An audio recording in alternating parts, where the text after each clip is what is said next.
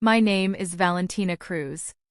I'm 29 years old, and I used to believe that if you worked hard enough inside a family, eventually the family would see it. I was wrong. I grew up in the kind of household where everything had a price tag attached to it, including love. My father, Rodrigo Cruz, built his real estate portfolio the way some men build walls, brick by brick, slowly, with enormous patience, and with no intention of ever letting anyone else inside. He had owned the Meridian building on the corner of Fifth and Calloway since before I was born. 11 floors of mixed commercial and residential units, and above all of them the penthouse. 3,000 square feet of dark hardwood and floor-to-ceiling glass, with a private elevator that required a key fob and a 6-digit entry code. My father called it the crown of everything he'd built. He said it the way people say grace, quietly, with reverence, like the building itself could hear him. I learned property management in that building. Not in a classroom, not from a mentor.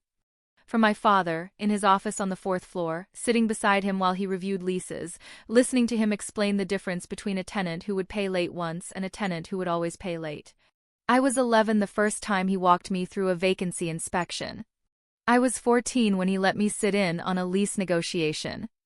By 17 I could read a P&L statement faster than most adults I knew, and by 19 I was doing the preliminary tenant screening on my own, pulling credit reports, cross-referencing rental histories, flagging anything that looked like a pattern rather than a circumstance. I want you to stop here for a second if you're watching this. Think about your own family, about the person in your family who did the work without being asked, who filled the gaps without being credited, who showed up every time without asking what it cost them. Because this story is about what happens when that person finally stops.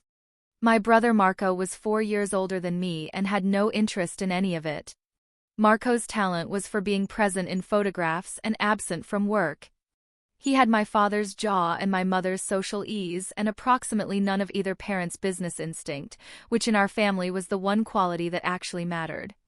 Marco knew this about himself and had made a kind of peace with it that expressed itself mostly as resentment. Toward the building, toward the work, and specifically toward me, because I didn't mind the work at all.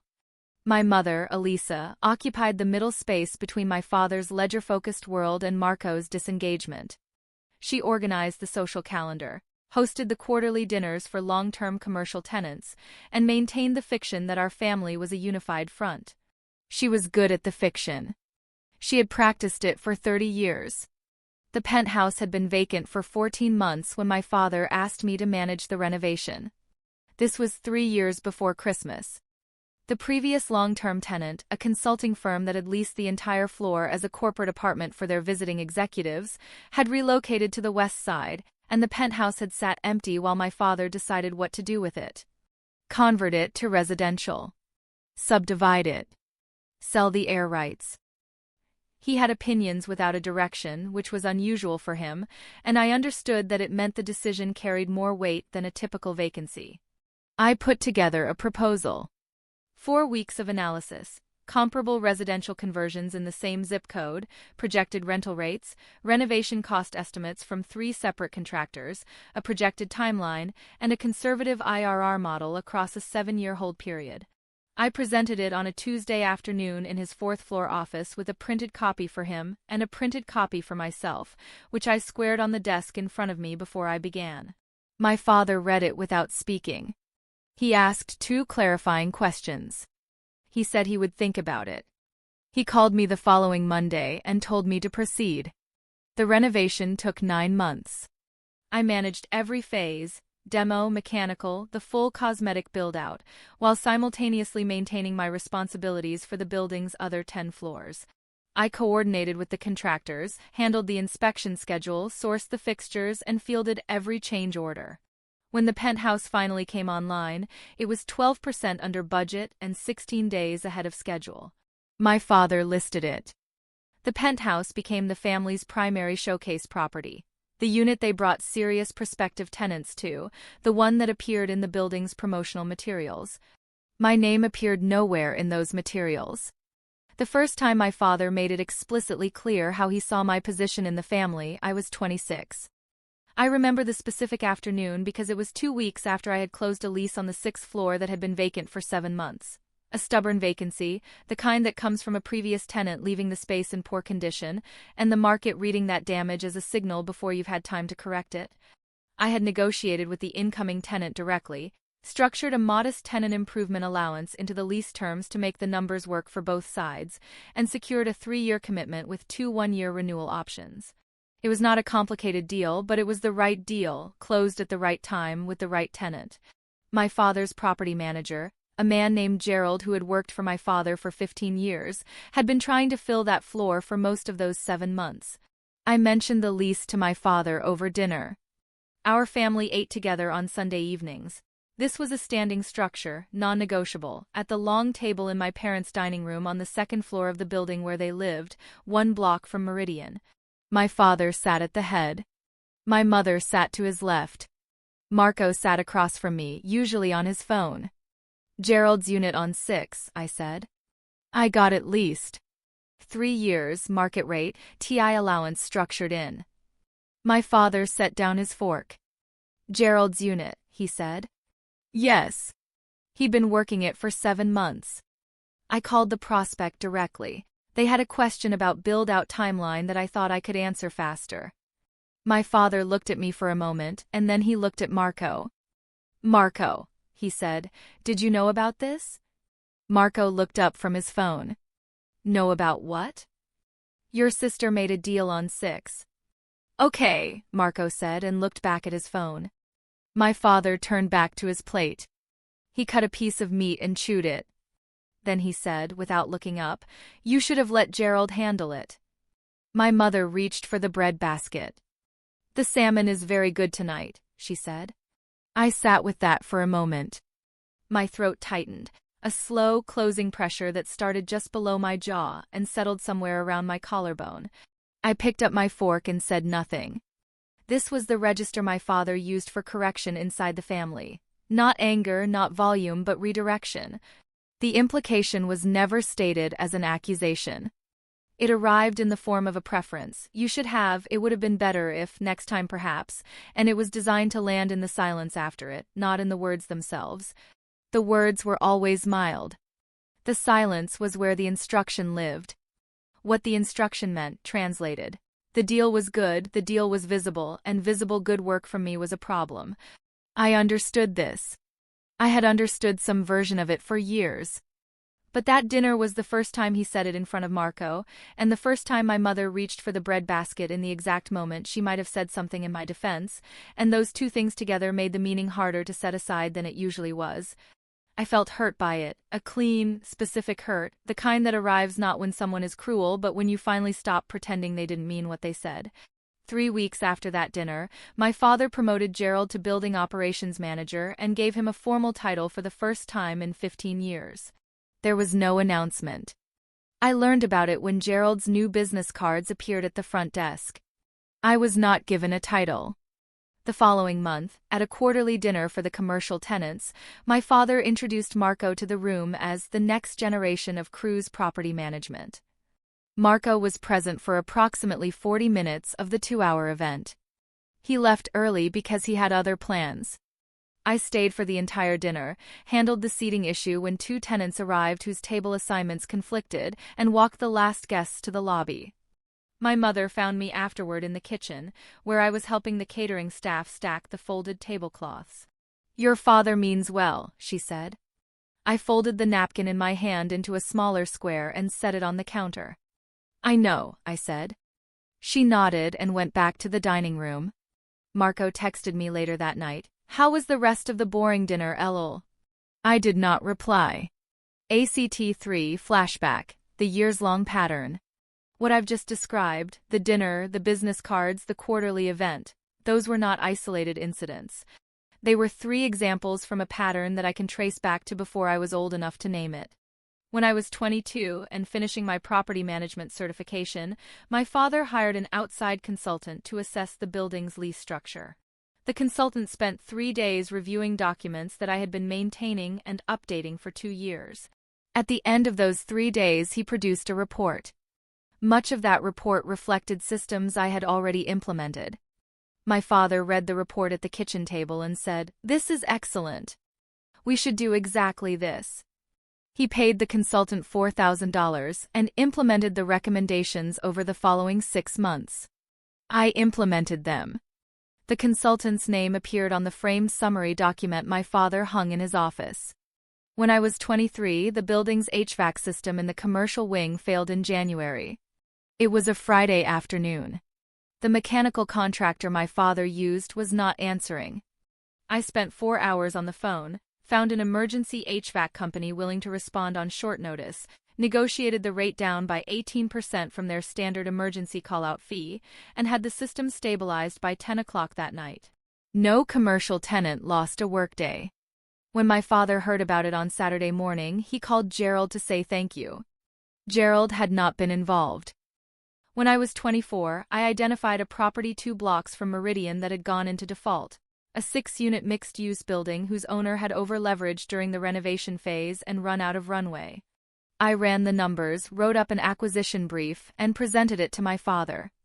He reviewed it, told me the numbers were too optimistic, and passed. 14 months later, a competing real estate family purchased the building at a price within 3% of the figure I had modeled. My father mentioned this at dinner, not the fact that I had flagged it first, only that the other family had made a smart buy. I remembered this. I kept a notebook, a black hardcover notebook that I had started when I was 22, in the first year of the certification program, as a habit from a class on property management documentation. Over time, the notebook had become something else. It still held operational notes, lease summaries, contractor contacts. But it also held dates. Specific dates, specific amounts, specific names. Not written out of bitterness. Written the way I had been taught to document everything, because documentation is what makes a record, and a record is what makes an argument. By the time I was 26, the notebook had 240 pages of entries. I kept it in my apartment, in the top drawer of my desk, under a copy of my property management license. The apartment was mine, a 1-bedroom on the 3rd floor of Meridian, which I leased at market rate.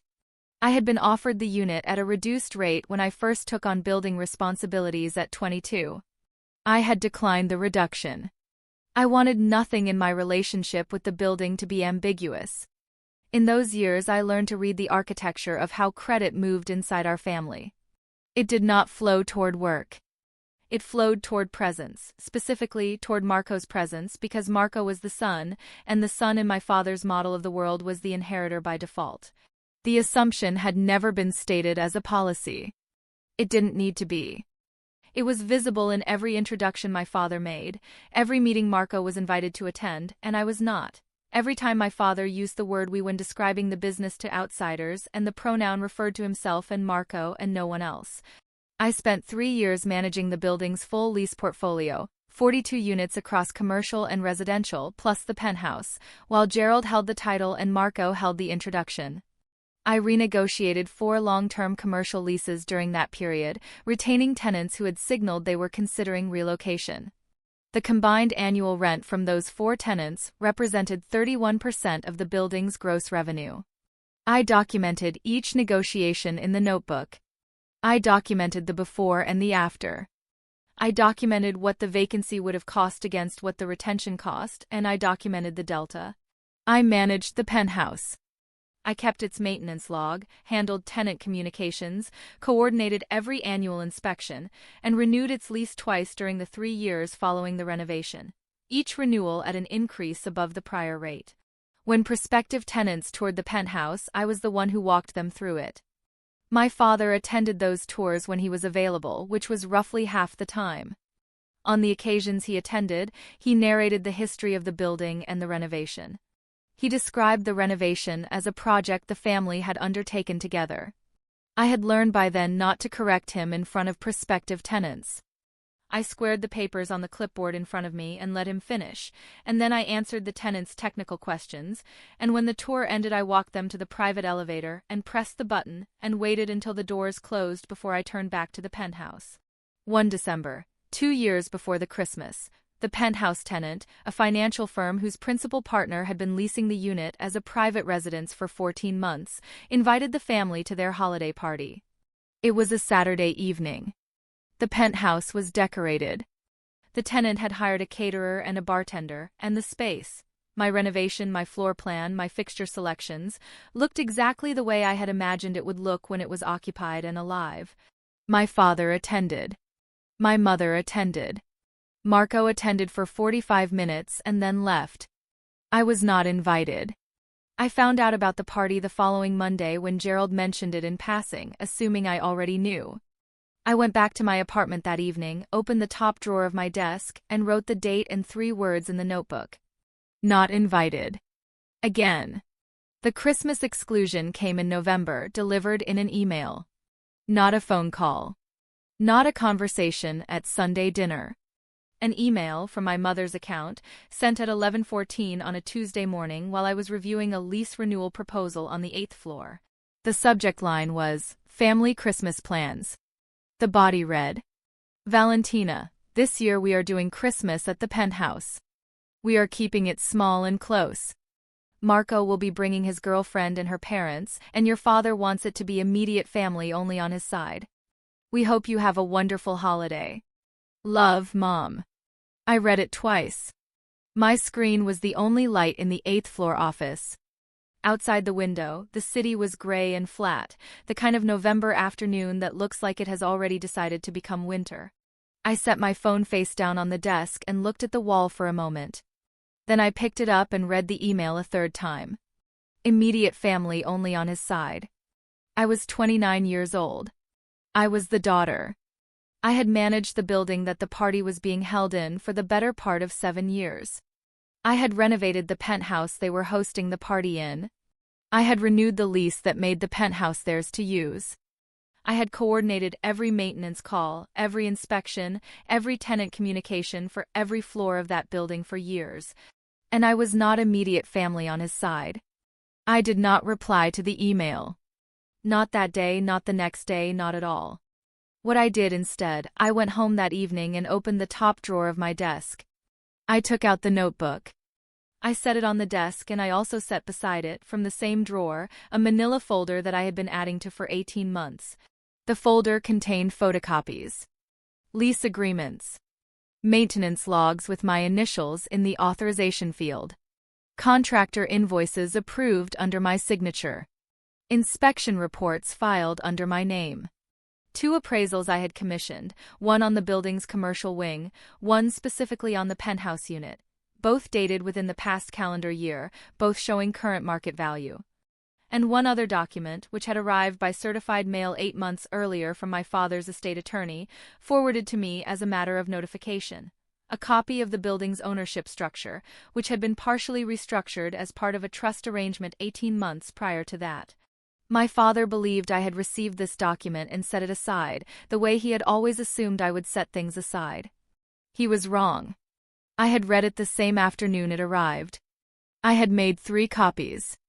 I had consulted a real estate attorney, not my father's, a different one, a woman named Patricia Solis, whose office was 12 blocks from Meridian, and I had asked her to explain to me, in precise terms, what the document meant. She had explained it. I had listened. I had asked 4 clarifying questions. I had taken 3 pages of notes, which I had added to the manila folder. Then I had gone home and continued doing my job. The email from my mother arrived on a Tuesday. By Thursday I had made 2 phone calls. The first was to Patricia Solis. The second was to the building's locksmith, a contractor I had worked with for 6 years, whose company held the service contract for every lock in Meridian, including the private elevator key fob system and the penthouse entry panel. I asked the locksmith how long it would take to rekey the penthouse, front door, garage access, private elevator fob system, entry panel code. He said 45 minutes if he could come Friday. I said Friday was fine. I hung up and opened the notebook to a fresh page and wrote the date at the top.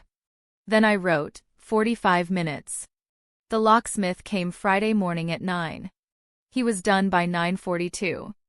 I stood in the penthouse while he worked, watched him move through each point methodically, the front door first, then the garage panel, then the private elevator fob receiver mounted inside the lift car itself.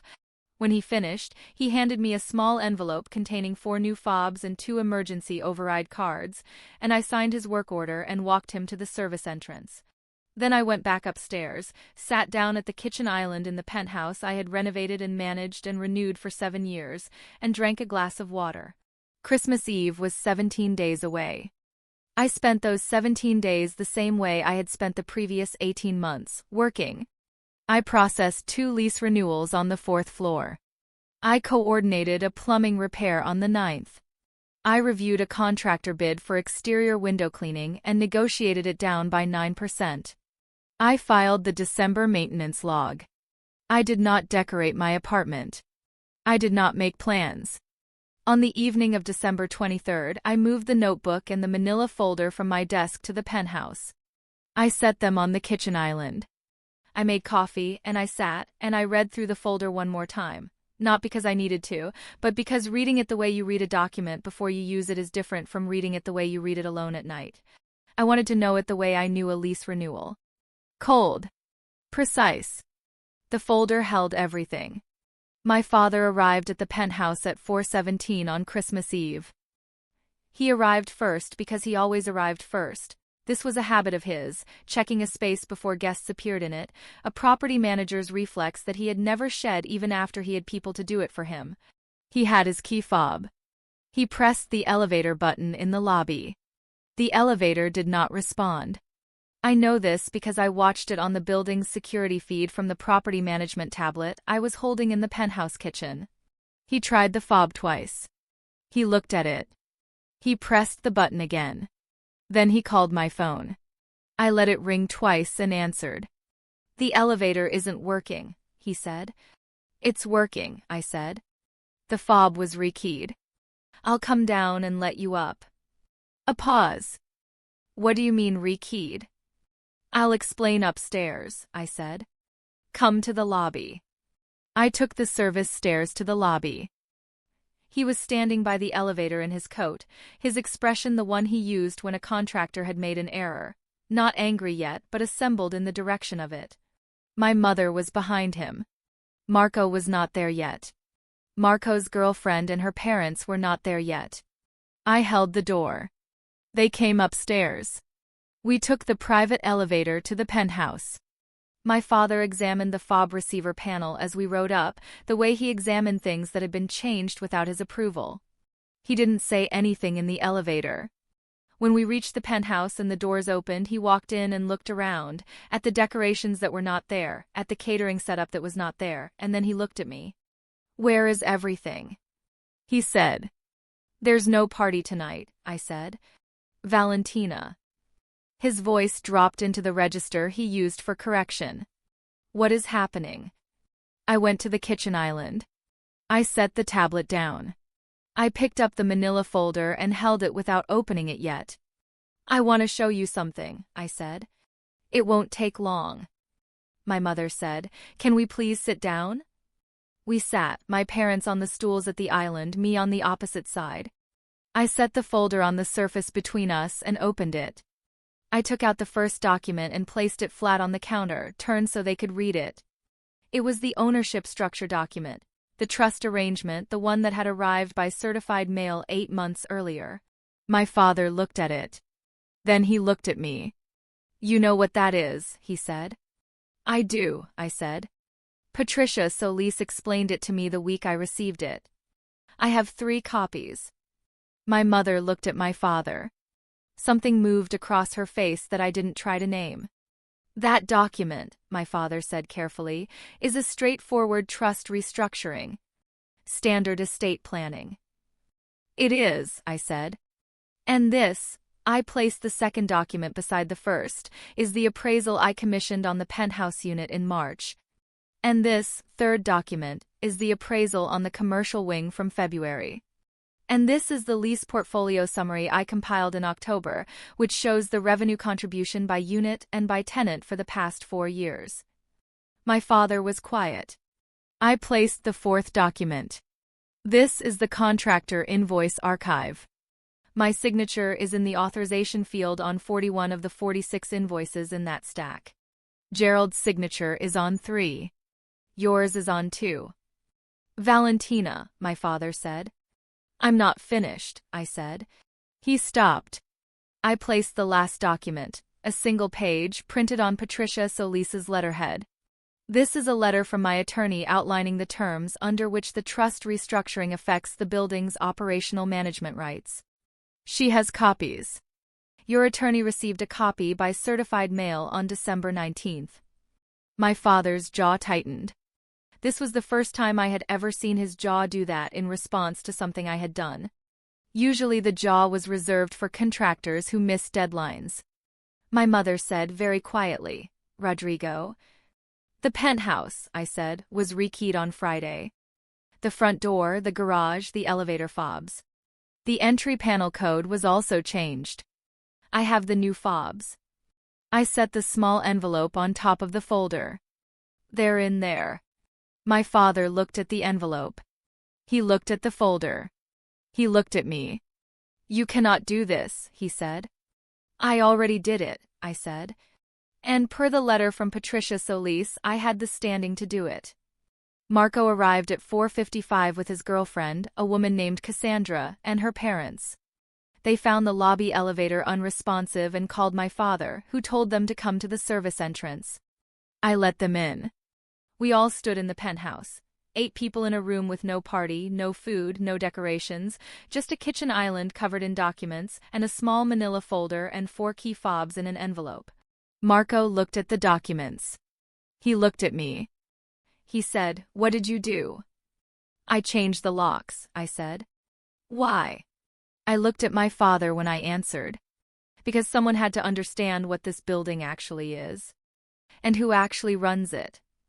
My father stood up from the stool. He was not loud, my father was never loud.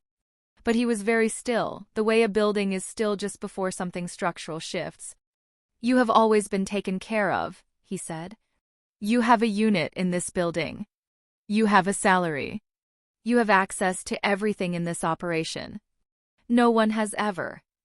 "You told me to let Gerald handle the 6th floor," I said. That was 3 years ago. Gerald had been trying to fill that unit for 7 months. I filled it in 1 phone call. "You called Gerald to say thank you." My father said nothing. "You hired a consultant when I was 22, I said. "He spent 3 days reviewing systems I had already built. You paid him $4,000 and put his name on the wall. 2 years later, I flagged the Calloway acquisition. You passed. A competitor bought it at a price within 3% of my model. You mentioned it at dinner as a smart buy." My mother was looking at the counter. "At the quarterly dinner 2 years ago," I said, "you introduced Marco to the room as the next generation of Cruz property management. Marco left 45 minutes in. I stayed for the full dinner, handled the seating conflict, and walked the last guests to the lobby. Last December, the penthouse tenant held a holiday party in this unit. You were invited. Mom was invited. Marco was invited. I found out from Gerald on Monday." I kept my voice level.